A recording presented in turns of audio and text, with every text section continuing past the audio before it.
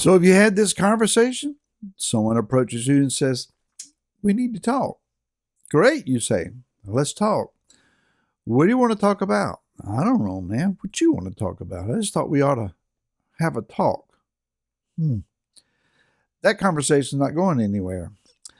Hi, this is Barry Phillips. It's 10-minute Torah day 2 of Devarim, and we are going to continue in Deuteronomy chapter number 1, and we go down to verse number 8.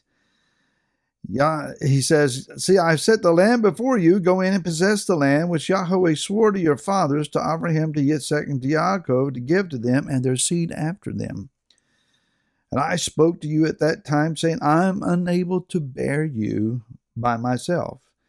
Yahweh your Elohim has increased you, and see, you're today as numerous as the stars of the heavens. Yahweh Elohim of your fathers is going to add to you 1,000 times more than you are, and bless you as he has spoken to you. How do I bear your pressure and your burden and your strife by myself? How am we going to do this? Well, anyone that has done any leadership training, any pastoral training, you probably have come across the figure that it's basically the limit to what one person as a leader can do. A very capable, skilled leader is about 100 people.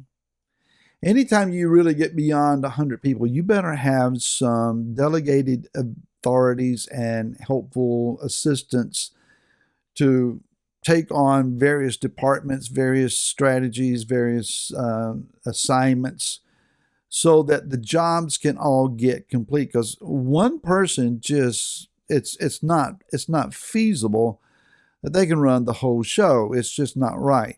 And that's not just for congregational life. That's for business. That's for any organization. One person is more than they can do. Moshe here is saying you are as numerous as the stars and you're about to be multiplied 1,000 times. That's a lot of people. And he said, I can't handle you. I got to have some help here. What makes things easier if people just simply line up, listen, okay, that's the strategy, that's the plan, that's what he said, now let's go do it. Realistically, that does not happen. You're going to have about 1,000 of these going on. Hey, can I ask a clarifying question? What did you mean when you said, and can't we do it a different way, and all of that? And so you're going to have your issues. Whereas if you lay out the plan to the heads of certain smaller groups, they can go and get the smaller groups with their assignments to get the job done. As a whole, it all works. Business 101, that's just the way it works.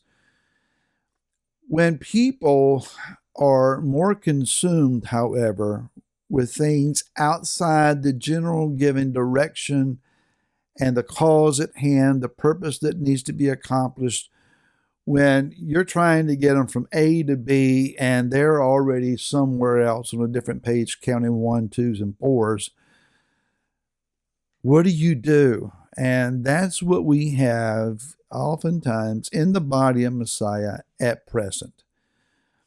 We seem inclined to reject truth. We would prefer our own storylines, our own agendas, and our own entertaining ideas.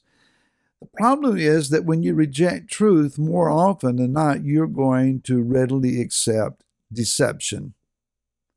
Once truth becomes compromised to any degree, deception has already begun to take root. Especially within the rank and file of those that I and most of you are readily associated with, we have fallen prey very often to conspiracy theories.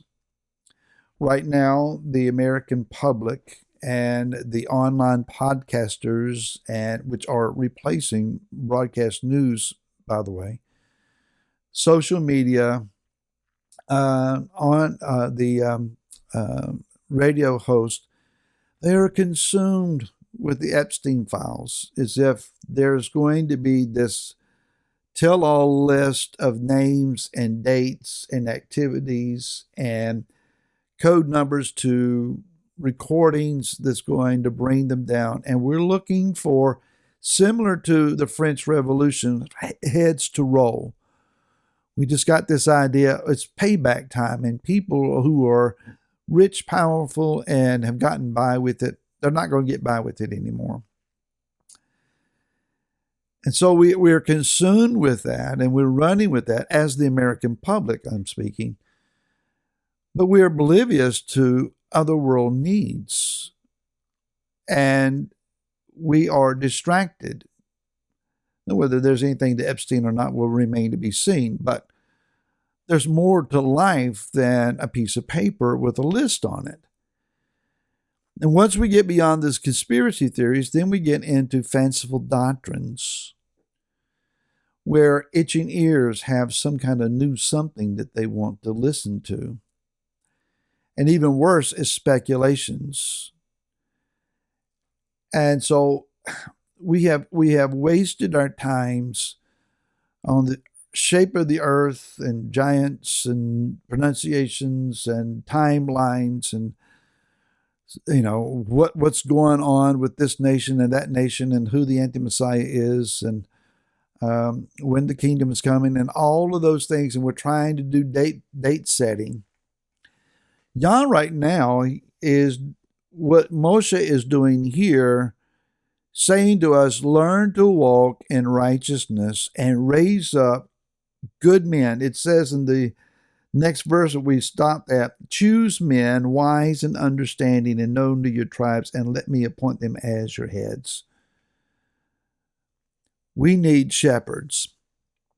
We desperately need men and women to be pastors, small group leaders, small congregation leaders of 50. A large capacity would be 100.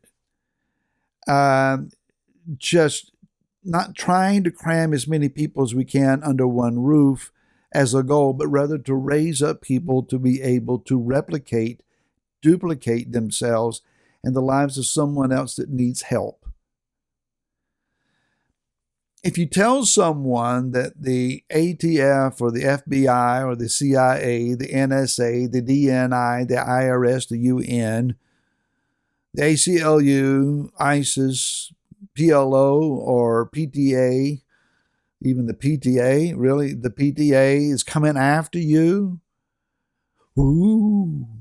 And what is it? What's really going on? And what are they going to do to us? What's the plan? What's the dark scheme? Eyes will get big, the mouth will fall open, and the notepad, and they're scurrying as fast as they can. If you tell someone Yeshua is coming with power to establish his kingdom on the earth, and he will do it in our day, we are the generation. It's very likely we are the generation. At least the next generation after us very likely will be the ones to see the sky roll back and Yeshua appear.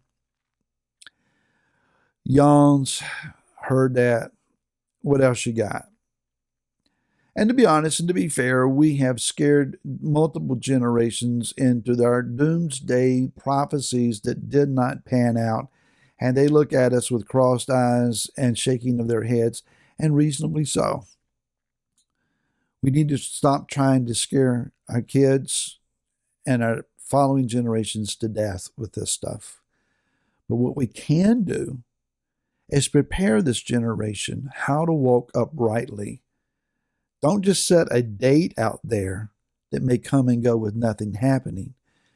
Let's teach the basics, the principles, the righteous steps, the disciplines that will produce a Messiah-like life, so that they learn to walk uprightly and with purity and with devotion, and learn to care for each other and to have hope and expectation and to have dedication toward Yah. These are the things that will enable us to grow and to reproduce ourselves in righteousness. Scare tactics don't work. Strategies of righteousness and purity of heart do. And I hope to see you again tomorrow. Until then, shalom.